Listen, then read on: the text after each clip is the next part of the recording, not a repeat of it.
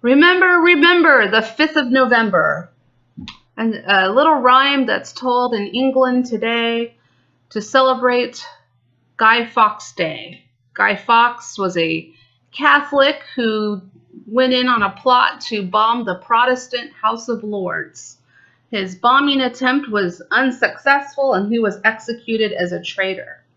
But that doesn't stop the English from celebrating Guy Fawkes Day. They do it, the Protestants do it to, I don't know, make fun of the Catholics, to kind of rib at them.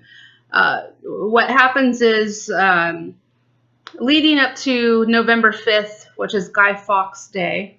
By the way, I wonder if Guy Fawkes would have realized that centuries from November 5th, 1605, that protesters of every stripe would be wearing his mask. That Anonymous has made his mask their iconic look.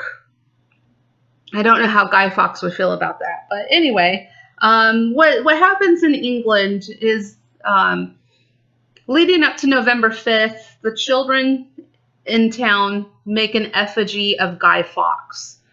And they parade Guy Fawkes, this effigy, around house to house, and they ask for coins for the guy.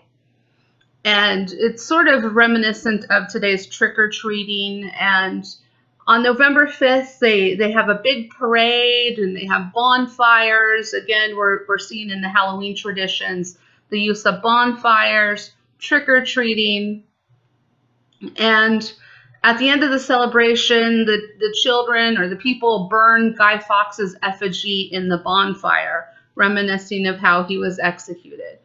So that's a tradition that starts in England in the 17th century.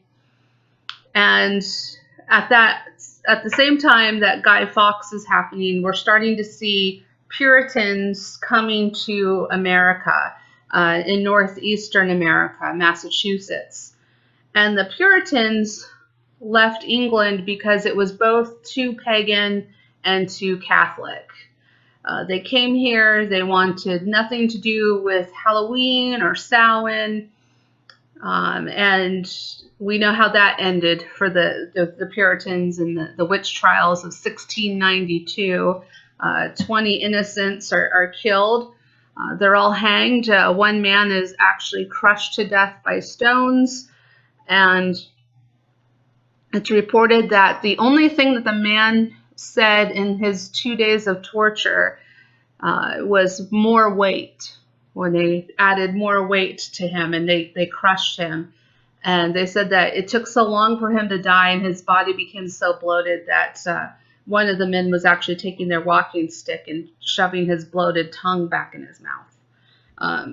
But anyway, so that's where the Salem witch trials take place. 20 innocent people put to death over superstition and fear-mongering. And we see fear-mongering today. We see it in our politics with racism. I did a video, I don't want to make this political, it's about Halloween and Samhain, but I made a video about how the Democrats are using fear-mongering in their campaign here in Virginia for the gubernatorial race. And I'm still waiting for them to disavow that commercial, but it did sway my vote. But anyway, back to the Halloween in the colonies.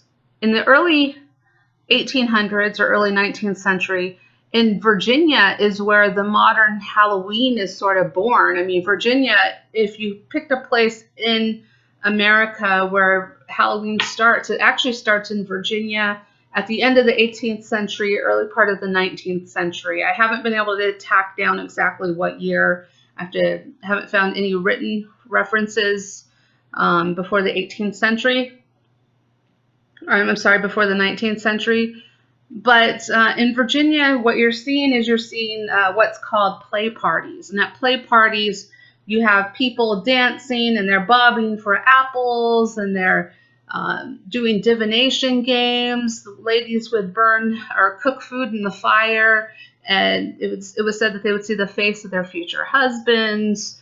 Women would hang up a wet sleeve of one of their garments, and during the night, their future husband would come and flip the sleeve over. So you're seeing a lot of the traditions that we have now when it comes to Halloween parties. So they're having Halloween parties in the early 19th century, and then later in the 19th century, around the 1840s, 1850s, you see a lot of Irish immigrants coming over from Ireland, and they're bringing the traditions of Samhain with them. And,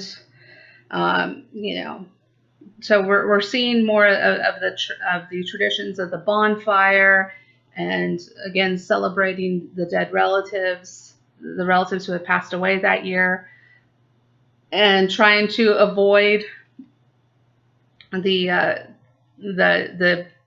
demonic spirits or the spirits that would mean you harm by appeasing them, by leaving treats out for them. And it's the day of the year, the night of the year, that the veil between the living and the dead is the thinnest, which is why you get a lot of these divination games, seances, fortune tellers, parties where that's taking place. And in the in the 20th century, which would be this last century, starting in the 1900s, that's where you're seeing children starting to take the holiday over. So as I said before, children taking over Halloween is a new tradition. When you figure that Samhain and Halloween are about 3,000 years old, and children have just taken it over in the last 100 years, it's very new. And again, you're seeing stay-at-home parties because you're starting to see the children starting to get out of hand and vandalizing, or not just the children, but I don't want to say children because I in my mind, a child is, 7 or 8 years old, but I'm talking young adults, into their teenage years, going out and committing acts of vandalism. And so in Annika, Minnesota, you have your first civil celebration of Halloween, which is about 1930 or 1920. And they actually have a parade.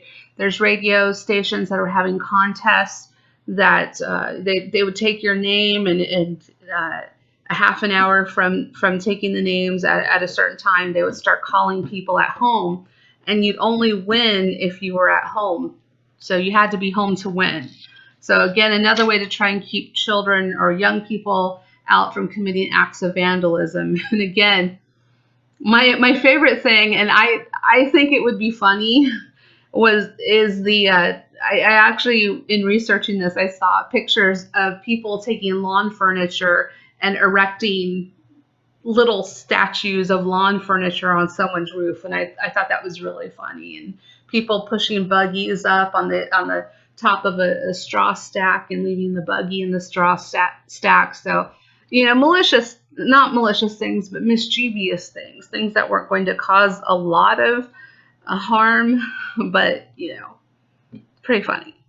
But then there's the acts of breaking out school windows, and there was an article about 2 police officers being killed in an accident involving these vandals.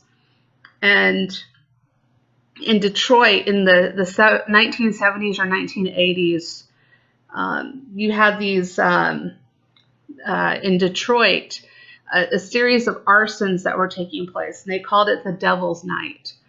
And again, they're trying to think of ways to keep people indoors. But in the 1940s, I don't mean to skip back and forth, but in the 1940s, that's when you see costume parties are going out of fashion. And Halloween was the parties were canceled. Halloween was sort of canceled because of World War II or rationing. Nobody has the ability to really go out and have extravagant parties. That's when you really see the children getting dressed up. And then in after the war, World War II, and you have the baby boomers coming up, you see the demand for candy, the kids getting dressed up in costume and going door to door. Which sort of annoys me about my neighbors is that I have a lot of neighbors that I'm sure trick-or-treated when they were children. And I am the only house in my neighborhood that is decorated. I am the only house that's lit up, and I think I'm the only house that actually gave out candy. And I have a ton of candy left. Tonight I saw maybe 15 kids, and that's a high estimate. And so, you know, when I go outside and I look and nobody has their porch lights on in my neighborhood, no one has decorated, and I'm actually very disappointed because I'm sure that a lot of people that lived in this neighborhood were part of that baby boomer generation, and I'm sure they went to Halloween parties, and I'm sure that they enjoyed trick-or-treating as children, yet they don't want to provide that to the younger generation. And you have a lot of really rigid Christians that think that trick-or-treating and Halloween is demonic, and you know, it's not. What it is Christian propaganda that has turned it to be demonic, as I talked about in my first video about the various popes trying to get rid of Halloween or Samhain, and you know, just very sad. I enjoy everything about Halloween. I love the costumes. I love looking at the little kids in their costumes. I love dressing up. This is the way I feel naturally. So when October comes and Halloween, I'm able to dress the way that I like to dress, and I get complimented. But the rest of the year, people look at me like I'm a little strange. But when I wear jeans and a t-shirt, or I don't wear my cat's eyes or my dark lipstick, I feel like I'm actually wearing a costume when I do that. And I've been that way since the 5th grade. I remember going to school and having a sense of style that was all my own, and being called a witch when I was in 5th grade because I had black nail polish on in October because black nail polish had come out, and I thought that was really neat. And so I painted my nails black, and I was called a witch, you know, and I'm all of 10 years old. And, you know, but I've just always felt natural this way. I love the Universal monsters. I love Bela Lugosi. My dog is named Bela Vlad Dracul. I have a cat named Morticia. I have a dog named Harry Houdini. I have a cat named Ghost. So, you know, I love the skeletons. I like decorating. I like the scariness of it, facing fears, going out and facing the unknown, looking death in the face, thinking about mortality, thinking about when you die, what becomes of us. And really what it comes down to is Halloween is about trust. And I talked about this earlier. It's about trust in your neighbors. You're opening your doors to strangers who are wearing masks. You're giving out candy. And those neighbors have to trust that you're not going to poison the candy or put any razor blades in the apples, which seems to be more of an urban legend than fact. In the cases where candy was poisoned, up to now, all of those cases, it was a relative who poisoned the children and was not a stranger. But, you know, you get the warnings about not going to pedophiles' houses. And, you know, Halloween really is a holiday about trust. Trust in your fellow man. And events like today in New York City, the terror attack, that took advantage of people's trust. People thought that was a Halloween prank. And it turned out not to be. Again, violating our trust. And I'm not going to go into talking about that. 8 people dead, 12 others wounded. The gunman is alive. He ran a truck into people, and you know, people went scattering everywhere. And I could see how people originally would have thought it was a Halloween prank, or you know, demonstration, or you know, something to do with Halloween. But that's the thing about Halloween, is you have to trust that those strangers that you're opening your door to aren't going to hurt you, and that the treats they receive aren't going to hurt you also. You know, it's about trust. and facing the unknown, facing death, our own mortality, something that we don't face in this society anymore. We treat death very sterile. You know, it's off in the corner, whereas in the past, you had a wake in your home, not at a funeral home, but in your own home. You spent time with the body, with the person. Some cultures, they wash the bodies. And, you know, in the past, we were so surrounded by death. Death was around all the time. And we faced our mortality. We faced the unknown. We faced those fears. And today, because of technology and how well life is, we sort of shut those things in the corner and we don't have to deal with those things. And so I can see how Halloween or Samhain can be scary to a lot of people because it is facing the fear of the unknown, facing our own mortality, and putting trust in our neighbors. And so Halloween's a very difficult holiday for some people. And I love it. I love every part of Halloween. And I will always celebrate it. Even if I have to reach out of my coffin and give out candy, I will do it.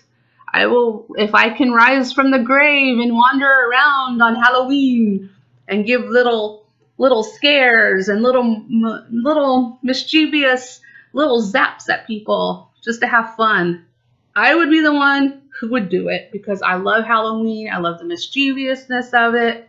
I love the unknown. I love that I trust that I'm not going to hurt you and you're not going to hurt me. So happy Halloween. Hope you enjoyed your Halloween. And as the Mistress of the Dark would always say, unpleasant dreams.